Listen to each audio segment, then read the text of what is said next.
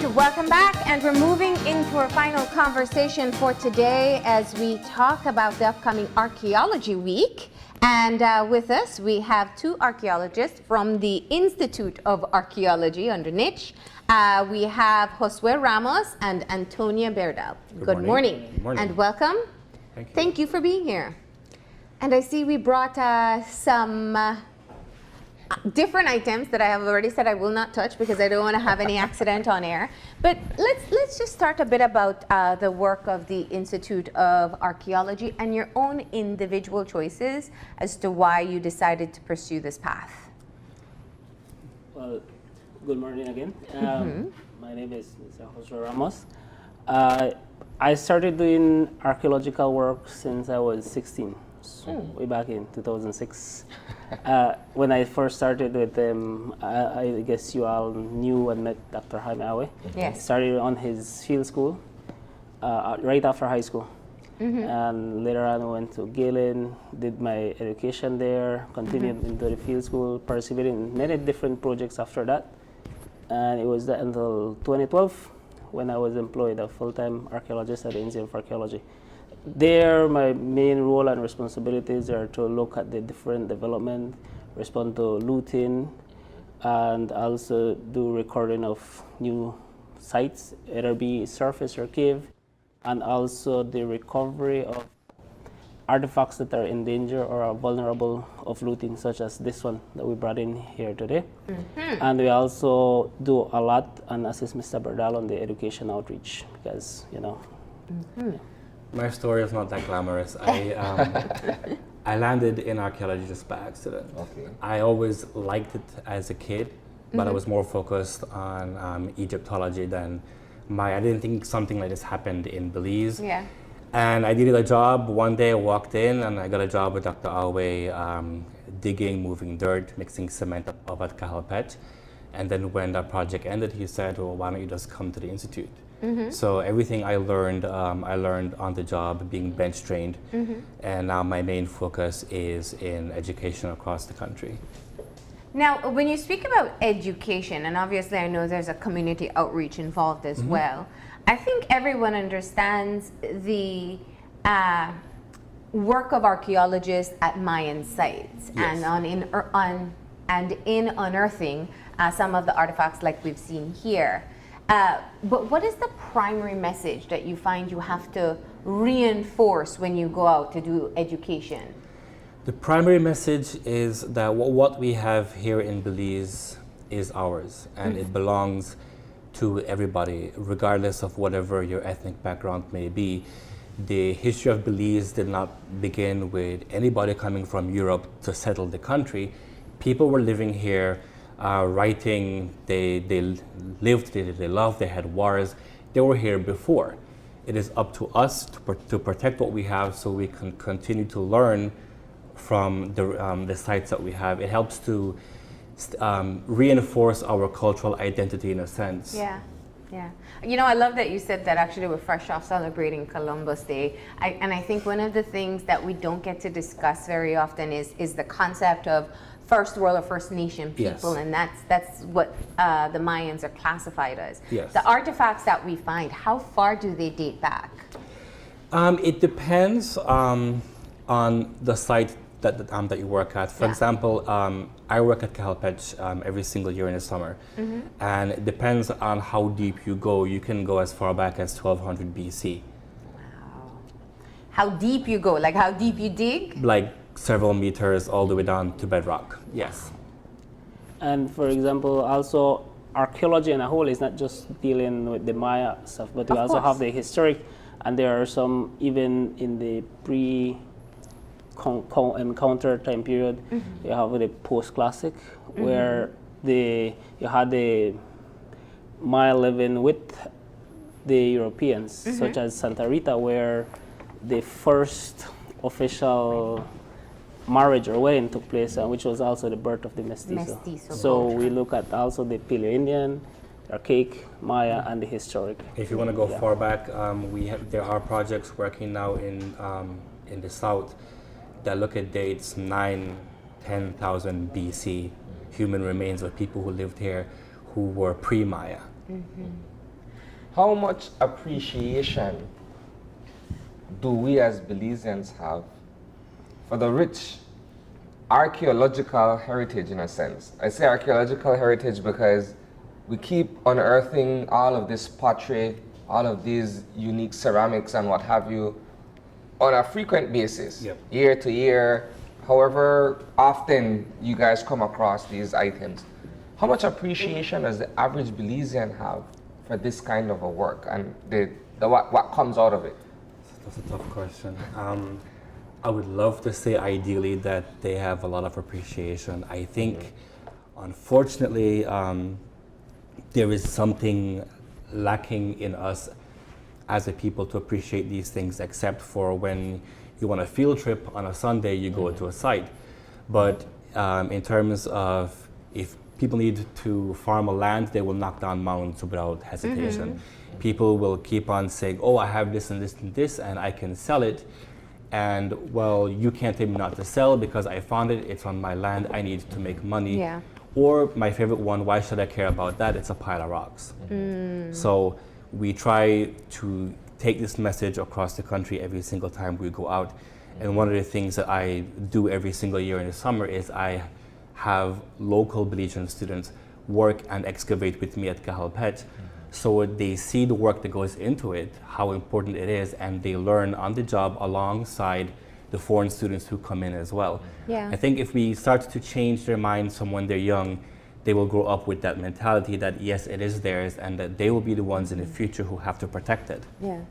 We know that looting continues to be a challenge for the Archaeology Institute. Let's talk about some of the efforts that have been made to prevent people from removing artifacts from sites or even reporting artifacts that they may find on their own land. Well, we have launched a couple of years ago the anti-looting campaign.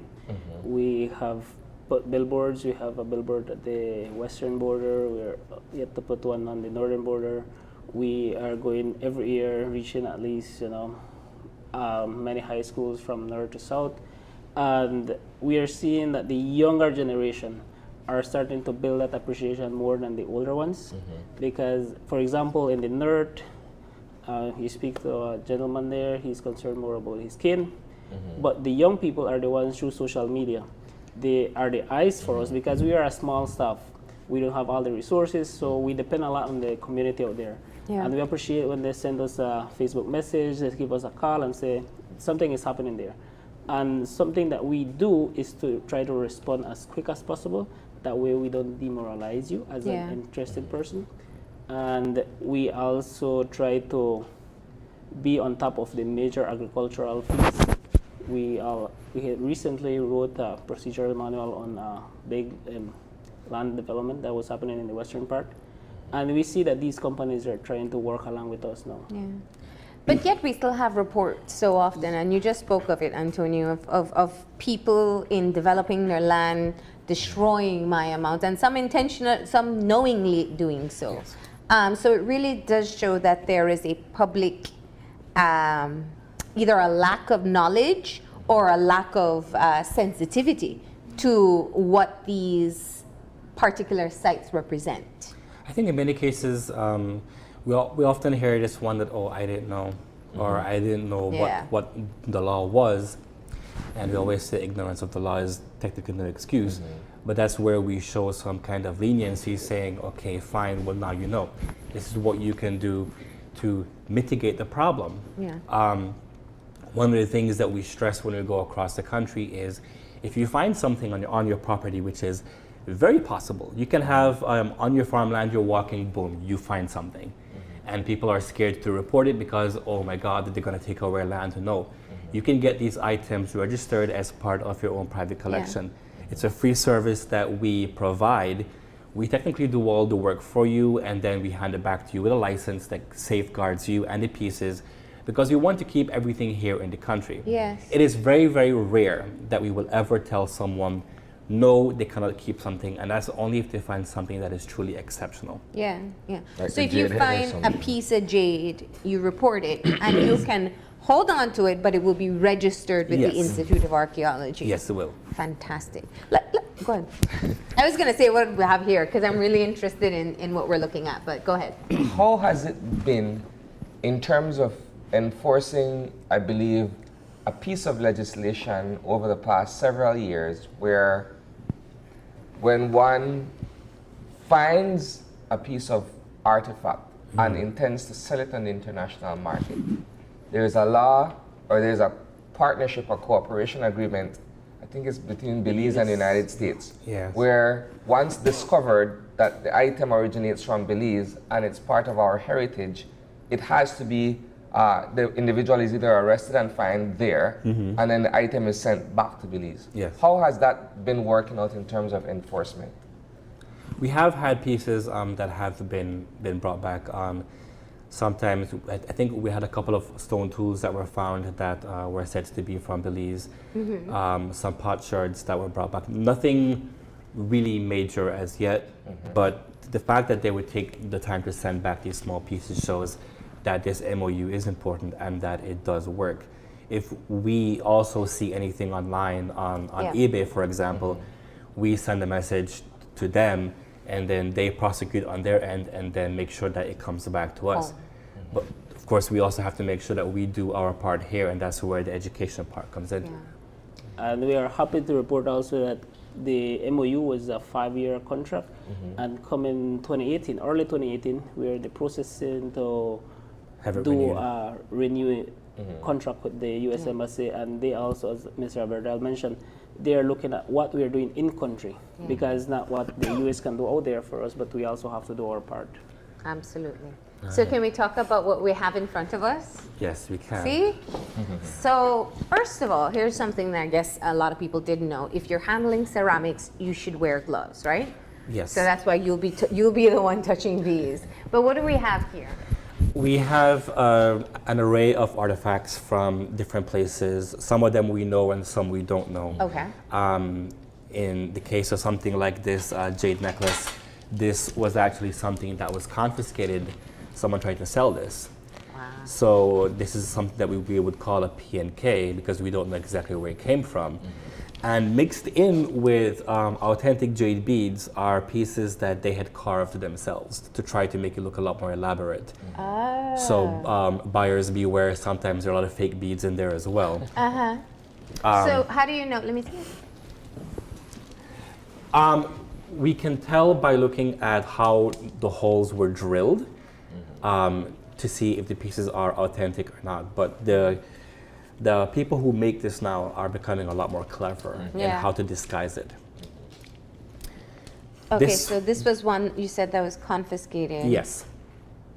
And there's some markings on the center too. Have you been able to determine what it says? It's a face, but to me it looks like something that was tacked on at the end so that they would think, buy me. Yeah. Okay.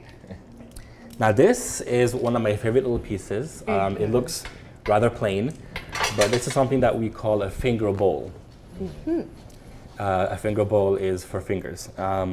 When somebody died, a finger bowl would be placed inside of their tomb and fingers would be placed inside. Why? It's as a sign of respect for the person who is going on. So people who were important to you, family members or other people, would donate at least one finger and put it in. And sometimes you still find them with rings actually still on them. And then they would cover it up with another bowl and then put it inside. Wow. I didn't know that. So I'm still trying to grasp. So donate your finger to your loved one, and it's in their honor. yes, it is. So they sort of move on to the afterlife with that, so to speak. I'm sure wherever they're going, they need extra fingers. That's interesting. But I mean, it just goes to show you how the different rites of funerals, how they change. I mean, now we put rings and pictures in. They just did things a lot different. This is from the site of Aktun Khan, which is in Cayo, north of Shilantanich. This is a chocolate pot. So the chocolate would be made inside, of course, using the chocolate beans, the corn to make it thicker, honey to make it sweet, if you want to put pepper, and then it will be poured out through the spout into your own personal cup. Yeah. It looks like a teapot with. Usually when we take this out on tour and we ask people what it is, that's exactly what they say. It's a teapot, yeah. This one is called an eccentric flint. Although it looks like a weapon, and I mean you'd have the finger notches carved to go into battle, it's actually just an eccentric, called that way because it didn't serve any real purpose besides being placed inside an offering. When someone died or when they were making a new building, this would be put in as a ritual deposit. And they come in many, many different shapes, from people to animals, even to abstract. This is one that he rescued from a cave. You can tell about that one. This one comes from a cave in the Chiquibul National Park. Yeah. This guy was in a cave, and you know that the problem FCD is having up in the Chiquibul. So we also work along with NGOs such as FCD, and they contacted us and they said, you know, there's this artifact, complete one, and we think that it's vulnerable of being looted. So we organized a trip and we went out there and we retrieved it. What we are planning to do with this is to do a 3D scan and hopefully do a replica. So, yeah. What is it for? It's an incensario. Incensario were used for everything just as we do nowadays. Yeah. We are very spiritualistic or ritualistic individuals. They used to burn their incense. The copal, right? The copal mixed with other herbs, and they would go and burn it into the caves, because especially if the cave had water. Yeah. We know that there was a time period where it was a drought. So the Mayas were appeasing the gods or asking them for water, and that's how they used to. These artifacts would end up in a cave. Oh, wow. Right. Now, the oldest thing in the table, in fact, in the building, is this.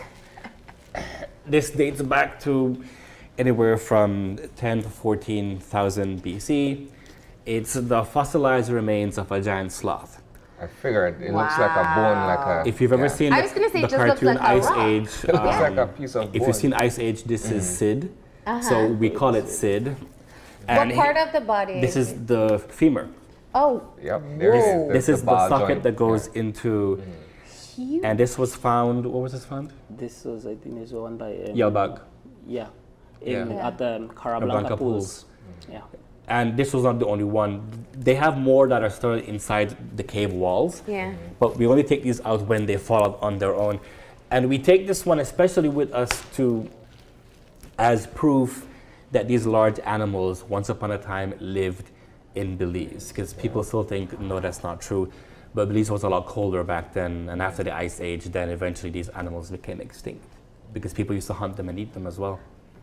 That's huge. That's all I'm. Well, this is it would have been like about the 12 leg, to 14 one feet of the tall. leg bones This here. part. Yeah. Yeah.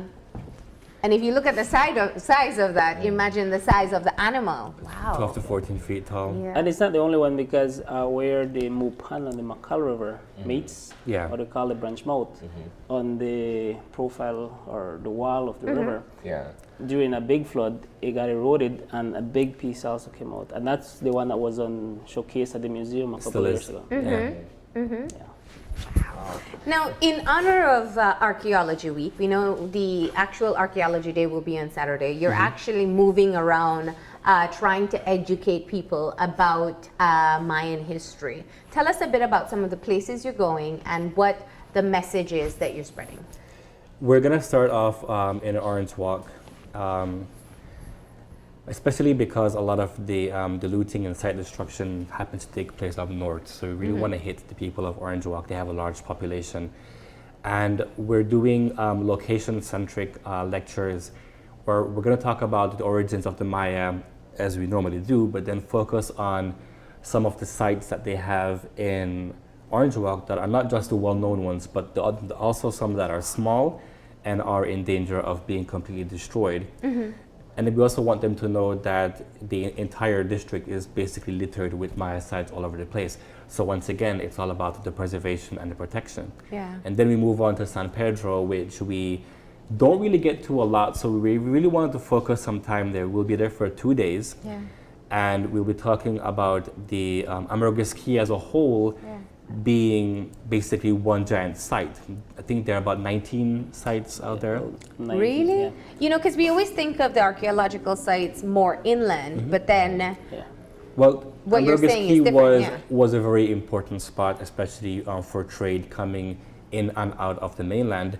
And a lot of people don't know, but Ambergris Key was not originally a key. It was actually part of Mexico. yeah. The Maya themselves cut a channel and eventually made it into an island.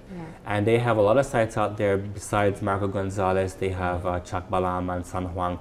Really, really nice sites that are also in danger of being destroyed due to land development because, of course, this is where San Pedro is. Now, these sites haven't been fully excavated as yet.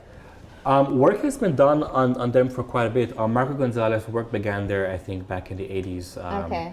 And now it's one of the sites that is a reserve in Belize. It's something that we help to manage. You won't see any tall pyramids there, Yeah. but they have monuments, they have plazas and platforms, really rich artifacts coming out from this site that shows a really rich history of trade and also being used as salt workshops. That's what the story of most sites in San Pedro are those along the coast. Yeah. Because all our coastline has a lot of sites, Yeah. and most of these sites are salt production, which was a major part in the trade back then. Yeah. Because we were producing here cacao, salt, and also fish, and then traded for exotic materials such as jade and obsidian from the highlands of Guatemala or Mexico. Yeah, this is one of the sites in Orange Rock. That is being destroyed. And we are in the process of acquiring it, and hopefully soon will be declared one of our additional reserves in the Orange Rock district. It was being cleared, or that's a part of. That's Looter's Trench, and as part of our research, we will put trenches there and try to understand the different buildings and the different in chronological order. No? Yeah. Yeah.